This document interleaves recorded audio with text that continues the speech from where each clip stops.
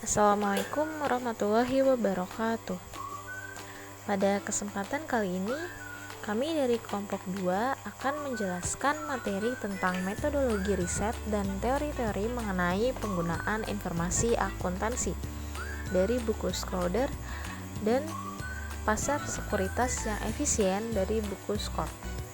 Sebelum ke pembahasan materi, izinkan saya untuk memperkenalkan anggota kelompok 2 terlebih dahulu, yaitu ada saya sendiri Novia Damayanti dan rekan saya Ayesha Alika Putri. Baik, untuk materi pertama itu ada metodologi riset. Metodologi riset ini ada beberapa pendekatan. Yang pertama yaitu ada pendekatan deduktif. Pendekatan deduktif itu untuk pengembangan teori diawali dengan menentukan tujuan. Setelah tujuan ditentukan, sejumlah definisi dan asumsi penting itu harus dinyatakan. Nah, peneliti ini kemudian harus mengembangkan struktur logis agar dapat mencapai tujuan-tujuan tersebut berdasarkan definisi dan asumsi yang telah dinyatakan. Nah, metodologi ini itu seringkali dijelaskan sebagai bergerak dari umum ke khusus. Jika teori akuntansi akan dikembangkan dengan pendekatan deduktif, maka peneliti harus mengembangkan struktur yang mencakup tujuan akuntansi, lingkungan tempat akuntansi diterapkan, definisi dan asumsi atas sistem, serta prosedur dan praktik, yang mana kesemuanya ini mengikuti pola yang logis. Nah, jika peneliti diketahui melakukan kesalahan terkait tujuan yang diterapkan, lingkungan atau kemampuan prosedur tersebut dalam mencapai tujuan, maka kesimpulan yang diambil juga akan salah. Selanjutnya yaitu pendekatan induktif. Nah, pendekatan induktif ini pada riset melakukan penekanan pada pengamatan dan penarikan kesimpulan berdasarkan pengamatan-pengamatan tersebut. Nah, dengan demikian pendekatan ini dijelaskan sebagai bergerak dari khusus ke umum, karena peneliti mengeneralisasi seluruh bidang berdasarkan pengamatan-pengamatan yang terbatas pada situasi tertentu. Selanjutnya yaitu pendekatan pragmatis. Pendekatan pragmatis itu untuk pengembangan teori itu didasarkan pada konsep utilitas atau kegunaan. Nah, setelah permasalahan berhasil diidentifikasi, peneliti berupaya mencari penyelesaian praktis, yaitu solusi yang akan menyelesaikan permasalahan. Oleh karena itu, setiap jawaban yang didapatkan melalui pendekatan pragmatis ini harus dianggap sebagai solusi tentatif atas suatu permasalahan. Selanjutnya yaitu metode penyelidikan ilmiah. Terdapat keterbatasan yang jelas dalam penerapan metodologi riset ini pada akuntansi. Misalnya pengaruh manusia dan lingkungan ekonomi yang mengakibatkan sulitnya mempertahankan variabel-variabel riset untuk tetap konstan. Nah, pelaksanaan riset dengan metode ilmiah ini melibatkan 5 langkah penting yang mungkin juga memiliki beberapa langkah lanjutan, yaitu yang pertama menentukan dan menyatakan permasalahan yang akan dikaji. Yang kedua, menyatakan hipotesis yang akan diuji. Yang ketiga, mengumpulkan data yang dianggap diperlukan untuk pengujian hipotesis. Yang keempat, menganalisis dan mengevaluasi data yang terkait dengan hipotesis. Yang kelima, menarik kesimpulan sementara. Walaupun langkah-langkah tersebut didata secara berurutan, terdapat pergerakan bolak-balik yang patut dipertimbangkan di antara setiap langkah tersebut. Sebagai contoh, pada saat menyatakan hipotesis, mungkin perlu kembali ke langkah pertama dan menyatakan kembali permasalahan secara lebih tepat. Selanjutnya, ketika mengumpulkan data, mungkin perlu memperjelas permasalahan atau hipotesis atau bahkan keduanya. Pergerakan bolak-balik ini itu terus berlanjut selama proses riset dan merupakan faktor penting yang menjadi kekuatan dari metode ilmiah ini. Dan yang terakhir itu ada pendekatan riset lainnya, yaitu ada pendekatan etis yang dikaitkan dengan Dr. Scott, menekankan pada konsep-konsep kejujuran, keadilan, dan kewajaran. Materi selanjutnya yaitu hasil dari penyediaan informasi akuntansi. Yang pertama ada analisis dasar. Metode yang digunakan oleh investor untuk mengambil keputusan salah satunya yaitu analisis dasar. Analisis dasar adalah upaya menentukan sekuritas-sekuritas tertentu yang memiliki kesalahan harga dengan mengulas semua informasi keuangan yang tersedia. Yang selanjutnya yaitu ada hipotesis pasar efisien, yaitu harga saham itu merefleksi penuh semua informasi yang ada. Nah, harga saham ini sangat dipengaruhi oleh sebuah informasi. Nah, informasi yang mempengaruhi harga saham itu informasi mengenai perusahaan dari saham tersebut. Contohnya, misalnya PTA mengeluarkan informasi bahwa PTA itu memiliki keuntungan 10 kali lipat dalam laba bersihnya. Nah, ketika investor melihat informasi ini, mereka akan bereaksi di dalam meningkatkan pembelian dari saham tersebut. Karena mereka melihat perusahaan ini itu bagus dalam meningkatkan laba bersihnya hingga 10 kali lipat. Dan akhirnya harga saham PTA itu akan meningkat. Terdapat 3 level efisiensi. Yang pertama yaitu ada weak form atau bentuk lemah. Ada 3 level efisiensi. Yang pertama yaitu weak form atau bentuk lemah, yaitu harga merefleksi informasi masa lalu dan harga saham di masa lalu. Contohnya misalkan ada yang bernama John itu bekerja di PTA dan memiliki informasi yang orang luar itu tidak miliki tentang PTA. Nah, PTA ini laba bersihnya itu 10 kali lipatnya pada tahun ini sebelum informasi ini terpublish, dan John itu pasti sudah mengetahuinya. Lalu John ini memiliki teman bernama Ben. Nah, John ini memberitahu Ben bahwa PTA ini memiliki 10 kali lipat dalam laba bersihnya. Lalu si Ben ini membeli saham dari PTA. Nah, harga saham pada PTA itu belum naik karena ketika Ben membeli, informasi mengenai 10 kali lipat tersebut itu belum menyebar ke publik, dan Ben itu mendapat keuntungan karena bisa membeli saham PTA sebelum info itu beredar. Nah, karena Ben itu memiliki orang dalam, yaitu si John. Nah, terus misalnya ada lagi satu orang yang bernama Josh. Nah, Josh ini tidak kenal dengan John dan tidak memiliki orang dalam dari PTA. Dan ketika info mengenai 10 kali lipat ini tuh beredar di pasaran, lalu harga saham PTA itu kan naik. Nah, ketika naik, Josh melihat harga saham PTA ini bagus nih, naik. Nah, lalu si Josh ini membeli saham PTA dari Ben. Nah, ketika Josh membeli saham PTA dari Ben, itu sudah terlambat. Kenapa? Karena harga sahamnya itu tuh sudah naik, sedangkan Ben memiliki timing yang bagus karena ia memiliki informasi dari orang dalam, yaitu si John, bahwa 10 kali lipat si laba bersih itu akan naik. Jadi di dalam weak form ini orang itu banyak yang bisa mengambil keuntungan melalui informasi yang belum beredar di pasaran. Yang kedua yaitu ada semi strong form atau bentuk semi kuat, yaitu harga saham merefleksi informasi masa lalu dan publik. Harga saham ini tidak terlalu cepat untuk berubah dari informasi yang beredar di semi strong form ini. Lalu yang ketiga itu ada strong form atau bentuk kuat. Di dalam strong form itu harga saham sudah merefleksi informasi masa lalu terus publik dan bahkan informasi rahasia. Dalam strong form ini tidak ada yang bisa mengambil keuntungan dari informasi rahasia itu. Semua informasi itu langsung beredar di pasaran pada saat yang sama. Nah, ketika informasi beredar, harga saham juga langsung bereaksi pada informasi tersebut. Dalam 3 level ini tuh menggambarkan seberapa cepat informasi beredar di pasaran dan seberapa cepat harga saham itu berubah terhadap informasi yang ada.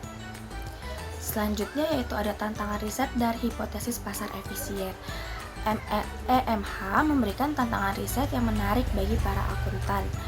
Krisis keuangan pada tahun 2007 hingga 2009 itu menunjukkan bahwa pasar telah gagal menggabungkan beberapa bagian informasi, seperti banyaknya jumlah perumahan atau tingkat risiko tidak berkelanjutan yang ditawarkan oleh sekuritas yang didukung hipotek dan telah menimbulkan lebih banyak kritik. Pada titik kesetimbangannya, hal ini telah menjadi kebijakan konvensional, yang mana krisis keuangan pada tahun 2007 hingga 2009 ini telah mendiskreditkan EMH. Tetapi untuk menilai validitas EMH ini, penting untuk diingat bahwa EMH sendiri memiliki 3 bentuk dan sebagai akibatnya benar-benar sulit untuk mendiskreditkan atau menguatkan EMH secara umum. Setiap bentuk EMH itu harus ditangani secara khusus. Namun, dengan berbagai bentuknya, EMH ini sebenarnya menyatakan bahwa para investor tidak dapat menghasilkan kelebihan imbal hasil secara konsisten mengingat harga saham mencerminkan semua informasi yang tersedia secara publik. EMH itu tidak membahas terkait kemampuan harga saham untuk memprediksi peristiwa di masa depan secara akurat.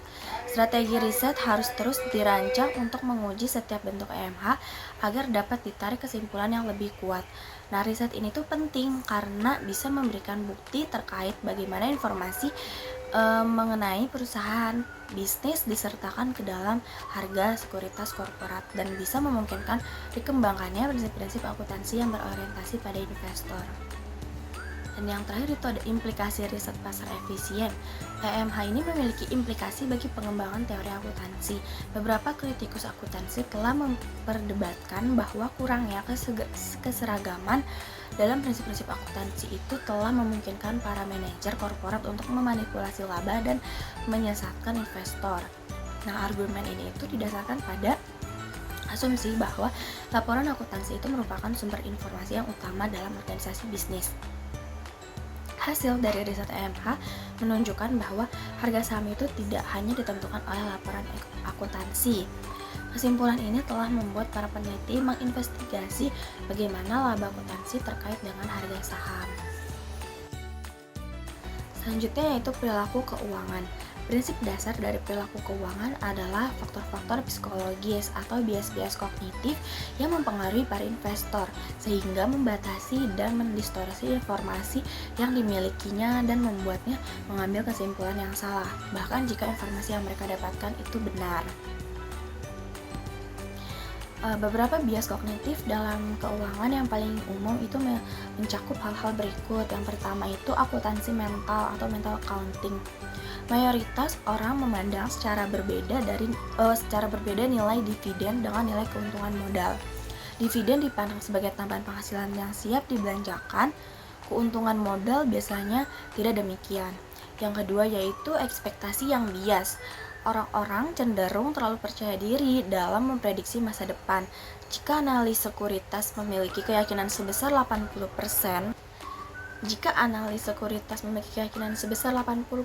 bahwa saham tertentu akan naik, maka sebenarnya mereka hanya 40% benar. Di antara tahun 1973 dan 1990, kesalahan peramalan laba berkisar di antara 25-65% dari perolehan laba sebenarnya. Selanjutnya itu ketergantungan pada acuan. Keputusan investasi nampaknya dipengaruhi oleh titik acuan yang digunakan oleh investor. Jika saham tertentu pernah diperdagangkan sebesar 20, kemudian turun menjadi 5 dan akhirnya naik kembali menjadi 10, maka kecenderungan investor untuk meningkatkan kepemilikan atas saham tersebut bergantung pada apakah pembelian sebelumnya dilakukan pada harga 20 atau 5. Yang terakhir yaitu heuristik keterwakilan atau representativeness heuristic. Dalam psikologi kognitif, istilah ini dengan mudah diartikan sebagai orang-orang yang cenderung menilai peristiwa A lebih mungkin terjadi daripada peristiwa B ketika A nampak lebih representatif daripada B. Dalam keuangan, contoh paling umum dari heuristik keterwakilan adalah saat investor salah mempersepsikan perusahaan yang baik dengan saham yang baik. Perusahaan yang baik biasanya telah dikenal dan dalam banyak kasus dinilai secara wajar. Oleh karena itu, sahamnya mungkin tidak memiliki potensi untuk meningkat secara signifikan. Selanjutnya yaitu capital asset pricing model. Model penetapan harga aset modal atau capital asset pricing model ini adalah upaya untuk menangani resiko dan imbal hasil. Capital asset pricing model ini pertama kali diperkenalkan oleh ekonom keuangan dan kemudian seorang penerima Nobel di bidang ekonomi yaitu William Sharpe, dan dijelaskan di dalam bukunya pada tahun 1970, Portfolio Theory and Capital Markets. Asumsi dasar dari capital asset pricing model ini adalah bahwa saham-saham yang beresiko dapat digabungkan ke dalam portofolio yang kurang beresiko daripada masing-masing saham biasa yang membentuk portofolio tersebut. Diversifikasi ini berupaya menyesuaikan saham biasa perusahaan dengan cara sedemikian rupa, yang mana kekuatan lingkungan yang menyebabkan kinerja buruk perusahaan secara bersama-sama akan menyebabkan kinerja baik bagi perusahaan lainnya. Misalnya pembelian saham biasa di perusahaan minyak dan perusahaan penerbangan. Walaupun hubungan negatif semacam ini jarang terjadi di lingkungan kita, diversifikasi dapat mengurangi tingkat resiko. Nah, ada pun jenis-jenis resikonya. Yang pertama yaitu dari resiko tidak sistematis adalah bagian dari resiko tertentu suatu perusahaan yang dapat didiversifikasi. Yang kedua yaitu resiko sistematis, yaitu bagian resiko yang tidak bisa didiversifikasi terkait seluruh pergerakan pasar saham. Selanjutnya yaitu teori akuntansi normatif versus teori akuntansi positif. Teori-teori normatif itu didasarkan pada serangkaian tujuan yang diyakini para pendukung teori tersebut, menentukan hal-hal yang seharusnya. Namun, tidak ada serangkaian tujuan yang diterima oleh para akuntan secara universal. Namun demikian, sebagian besar teori akuntansi itu bersifat normatif karena didasari oleh tujuan pelaporan keuangan tertentu. Banyaknya keragaman dalam praktik dan penerapan akuntansi itu telah membuat pengembangan dari penjelasan akuntansi yang komprehensif menjadi sulit. Teori akuntansi positif itu muncul karena teori-teori yang sudah ada tidak dapat sepenuhnya menjelaskan praktik akuntansi. Sebagai contoh, EMH mengindikasikan bahwa pengetahuan mengenai seluruh informasi yang tersedia secara publik tidak akan memberikan keuntungan bagi investor karena pasar telah memperhitungkan informasi tersebut menjadi harga sekuritas saat ini. Nah, adapun teori keagenan atau agensi teori, yaitu teori akuntansi positif yang berupaya menjelaskan sejumlah praktik dan standar akuntansi. Riset ini menganggap EMH sebagai sesuatu yang sudah semestinya dan memandang akuntansi sebagai pemasok informasi bagi pasar modal. Asumsi dasar dari teori keagenan adalah bahwa masing-masing individu itu memaksimalkan ekspektasi utilitas pribadinya dan memiliki banyak akal dan cara yang inovatif dalam melakukannya. Baik, materi selanjutnya yaitu mengenai pasar sekuritas yang efisien. Jadi pasar sekuritas yang efisien ini bisa diartikan sebagai pasar di mana harga sekuritas yang diperdagangkan di pasar tersebut sepenuhnya mencerminkan semua informasi yang diketahui publik mengenai sekuritas tersebut. Jadi di dalam pasar sekuritas yang efisien ini, harga sepenuhnya mencerminkan semua informasi yang tersedia dan juga perubahan harga di pasar tersebut. Efisiensi juga bisa didefinisikan relatif terhadap persediaan informasi. Jika stok informasi tidak lengkap, misalnya karena informasi orang dalam atau salah, maka harga sekuritas juga akan salah. Nah, dengan demikian, efisiensi pasar tidak menjamin bahwa harga sekuritas itu sepenuhnya mencerminkan nilai perusahaan yang sebenarnya. Kuantitas dan kualitas informasi yang tersedia untuk umum akan ditingkatkan melalui pelaporan keuangan yang tepat waktu dan juga pengungkapan secara penuh. Baik, yang selanjutnya materi implikasi pasar efek efisien untuk pelaporan keuangan. Nah, Bever berpendapat bahwa efisiensi pasar sekuritas itu memiliki beberapa implikasi terhadap laporan keuangan. Yang pertama, manajer dan akuntan tidak perlu memikirkan kebijakan akuntansi mana yang digunakan oleh perusahaan. Ada banyak alternatif kebijakan akuntansi yang telah lama diperdebatkan oleh para akuntan, itu tidak memiliki efek arus kas. Yang kedua, perusahaan harus mengungkapkan sebanyak mungkin informasi tentang perusahaannya dengan biaya yang efektif. Pasar yang efisien itu akan lebih memilih bentuk pengungkapan yang paling murah. Namun ada juga yang berpendapat bahwa laporan keuangan itu merupakan media pengungkapan yang hemat biaya.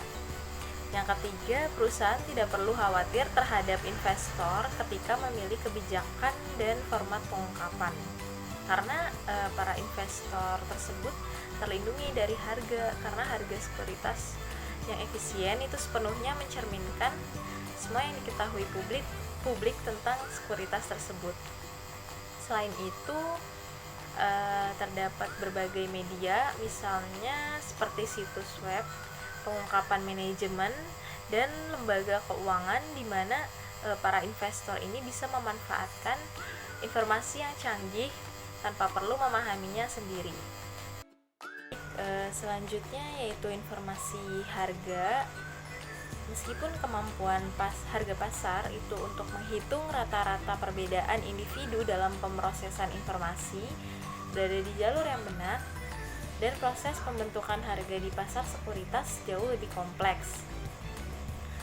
Melalui pertimbangan berbagai cara agar investor yang rasional itu bisa menjadi lebih terinformasi melalui analisis yang cermat terhadap keputusan pengungkapan manajer, dan dengan mengizinkan noise threats. Para akuntan lebih mampu memahami informasi dalam harga, dan kehadiran dari noise threats ini tidak selalu memiliki konsep pasar sekuritas yang efisien, yang artinya itu bahwa harga saham sepenuhnya mencerminkan informasi dan keadaan perusahaan. Itu tidak sepenuhnya valid. Namun konsep ini juga harus ditafsirkan dengan hati-hati. Pemahaman yang lebih baik tentang proses pembentukan harga mengarah pada prediksi empiris tentang bagaimana harga sekuritas merespons informasi akuntansi, dan pada akhirnya memungkinkan terjadinya hal tersebut. Akuntan untuk menyiapkan laporan keuangan yang lebih bermanfaat. Baik, yang selanjutnya materi tentang asimetri informasi. Dalam kondisi yang ideal, nilai pasar perusahaan sepenuhnya mencerminkan seluruh informasi tanpa adanya pengurangan karena risiko estimasi. Nah, ketika kondisi yang tidak ideal, informasi orang dalam itu akan ada. Kemudian nilai pasar sepenuhnya mencerminkan semua informasi yang tersedia untuk umum jika pasar sekuritas itu efisien. Karakteristik nilai pasar yang sepenuhnya mencerminkan informasi perusahaan ini mencakup pengurangan akibat dari resiko estimasi yang tidak dapat didiversifikasi.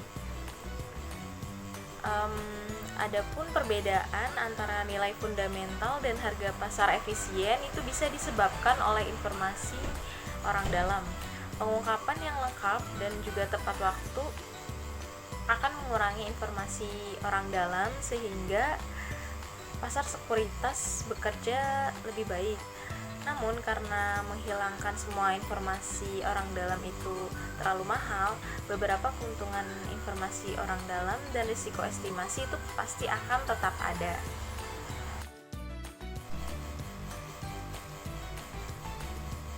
Baik, selanjutnya ada signifikansi sosial efek pasar yang bekerja dengan baik. Dalam perekonomian kapitalis, pasar sekuritas adalah sarana utama di mana modal dikumpulkan dan dialokasikan untuk kebutuhan investasi yang bersaing.